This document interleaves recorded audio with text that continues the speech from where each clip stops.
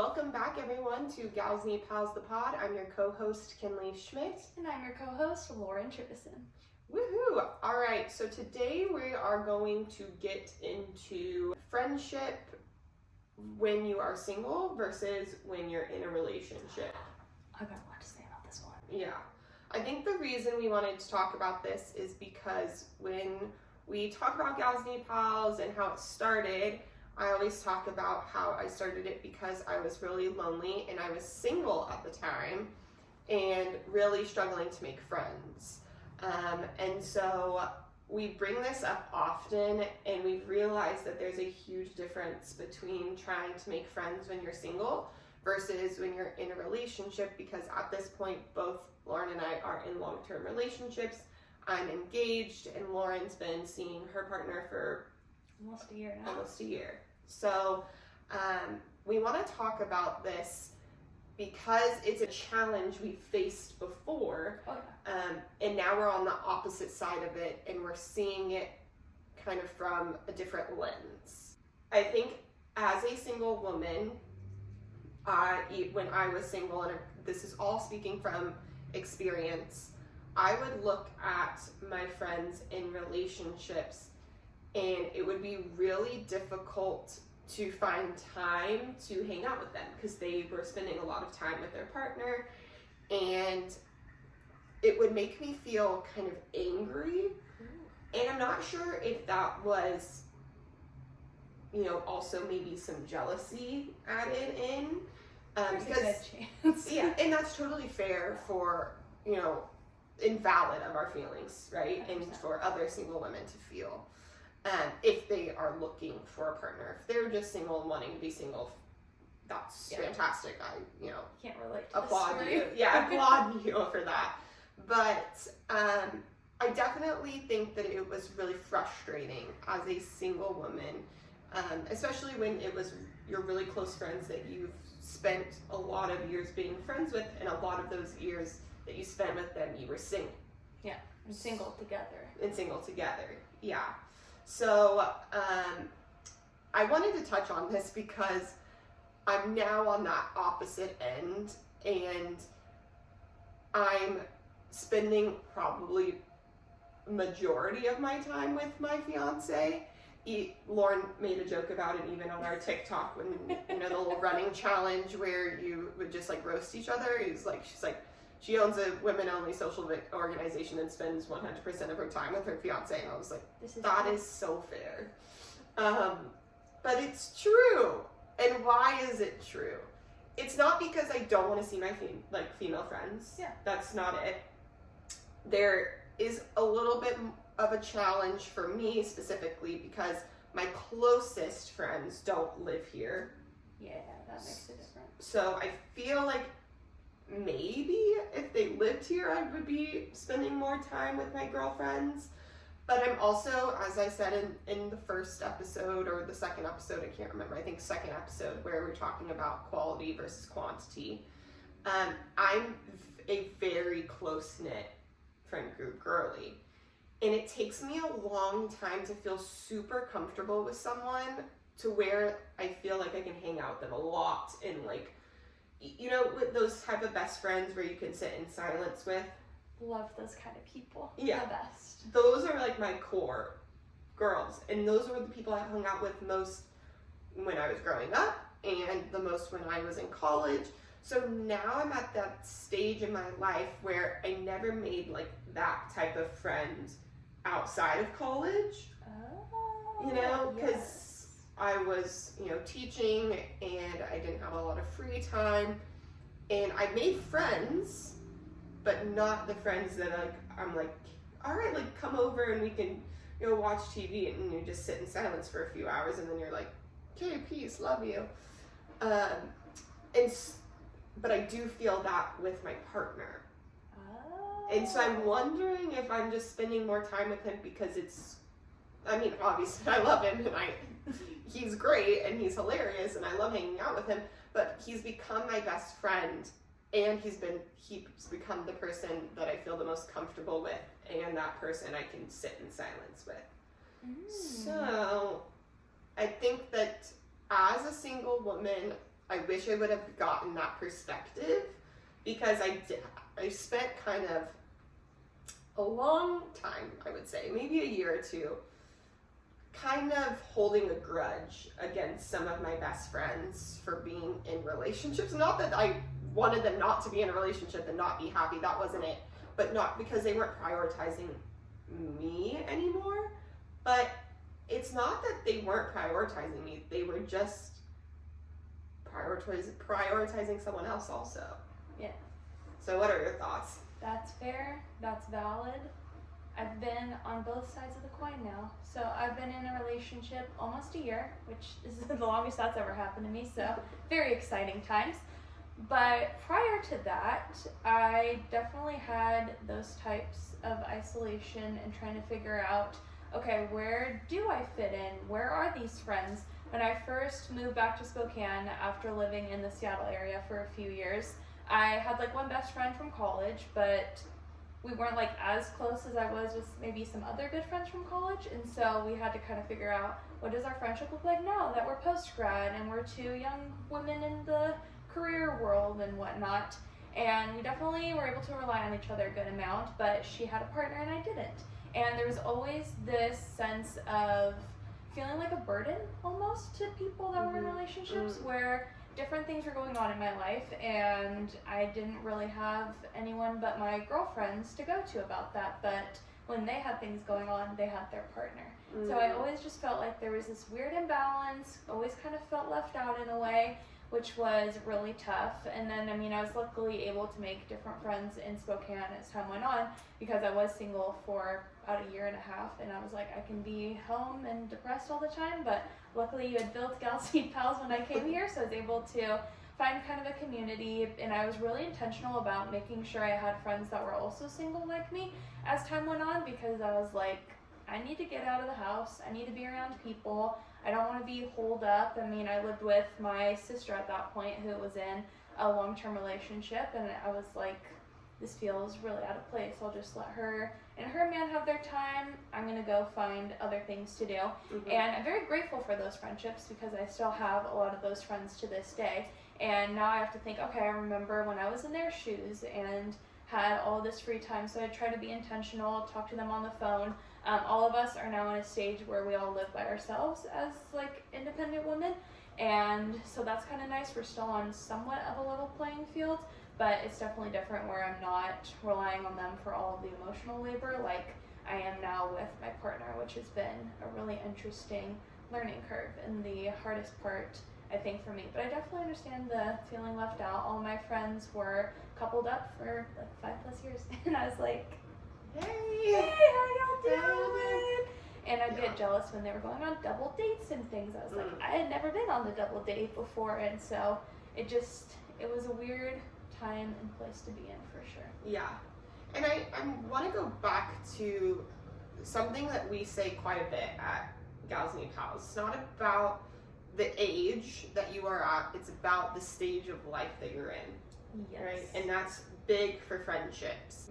And this is coming from a person who, 2 of my best friends are single. Like 2 of my very, very, very best friends, like my childhood best friend, my other best friend from college, they are single. And I obviously, when I have the opportunity to hang out with them, they don't live near me, but when I get the opportunity to hang out with them, I want to, because I love them and they bring so much entertainment to my life. But we're in different stages of life, so our interests are different also. Yes. So it's not that I want to ever lose them as friends or don't want to hang out with them. That's not the case. It's, you know, I went to visit one of my single best friends, my childhood best friend. She's my maid of honor in my wedding. Like, talk to her every day. She literally texted me this morning and was like, I'm crying and laughing at your podcast. I went to visit her over Thanksgiving and we went out with her.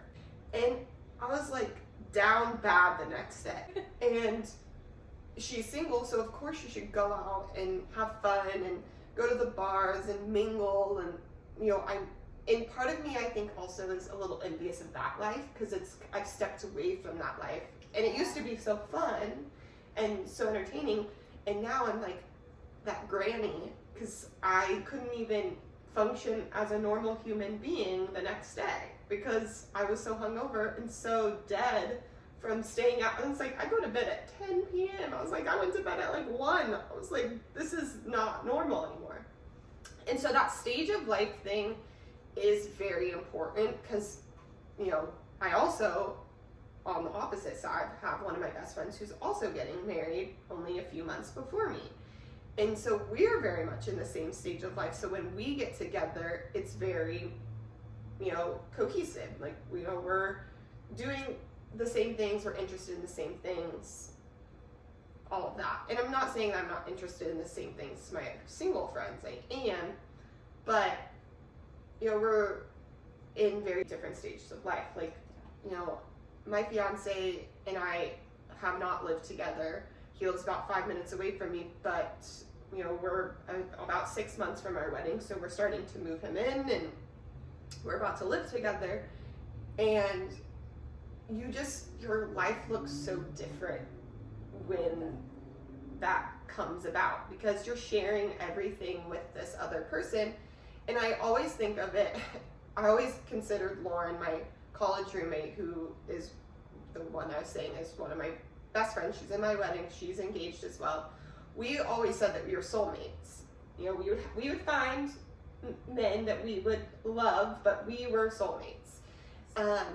Yeah, and I truly believe that your girlfriends can be your soulmates. I think you get, like, I've seen things where you have like 7 in a lifetime, and yeah.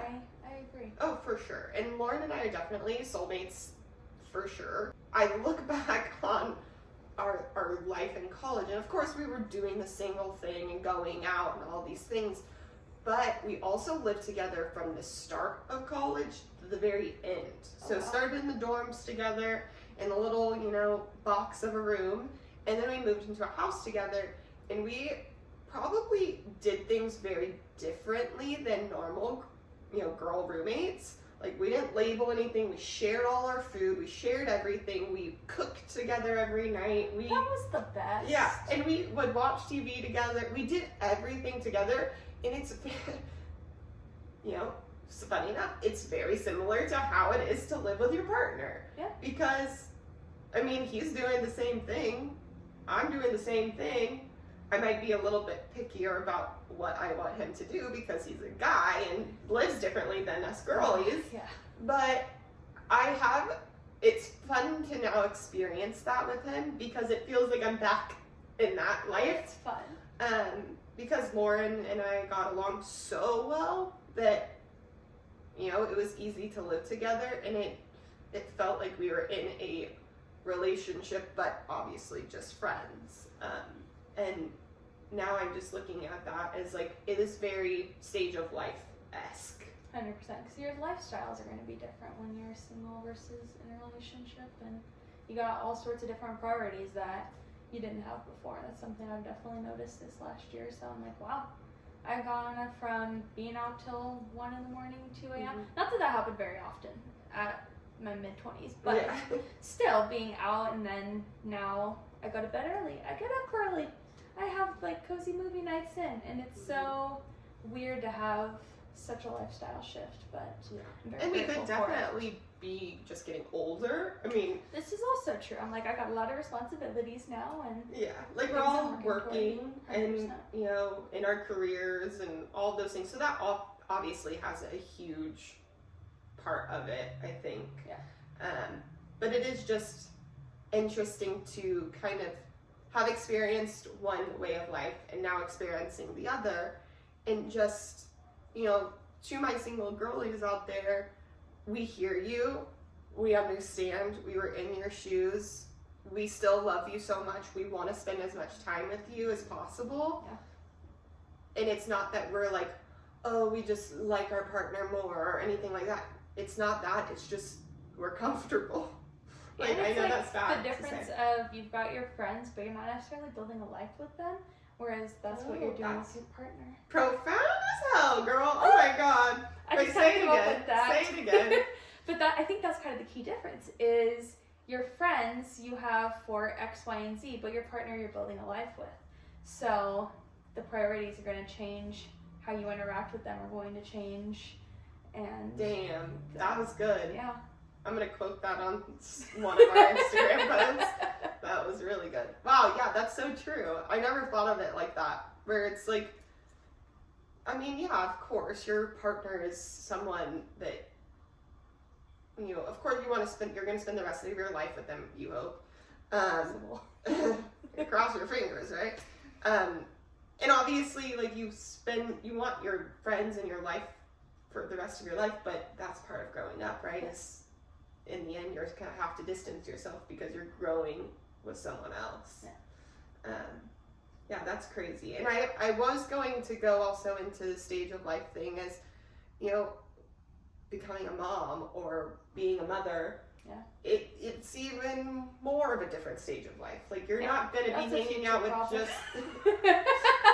Yes, neither of us are pregnant, neither of us are moms, but I have friends that are moms, and it's like, yes, they still want to hang out with their, you know, non-mother friends, but it's much harder because obviously they have a whole ass human to manage and take care of. I know what it's like to have that kind of responsibility. Yeah, it's like, I got a dog, she's over there. I got myself, and that's like a full-time job.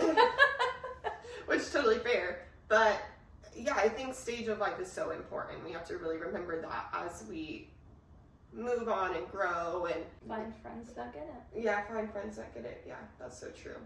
I also wanted to bring up, as you know, we're getting older and growing up and our lives become more chaotic and busier.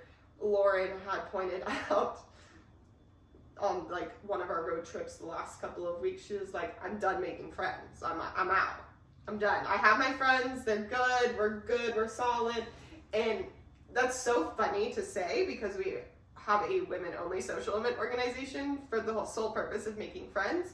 But it's so true. Okay, well, hear me out. Very valid. Hear me out, Kate. So, Galsy Pal sometimes works a little too well. And now I've got so many friends in this big network where I'm like, all right, here it is. But I'm also like, oh my god, I don't have time for any new applications.